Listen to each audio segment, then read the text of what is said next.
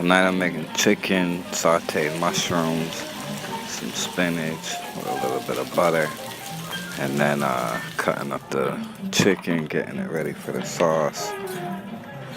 Get your heavy whipping cream, Parmesan cheese, and start whipping. Keep whipping till you get that sauce right, and then bam, you got that sauce for it. Lay it on the noodles, get it down on the plate, have it looking right.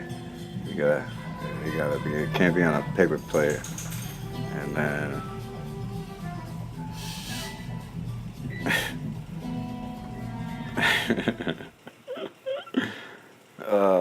I like to wash it down.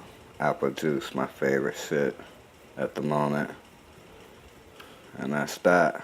Chicken Alfredo.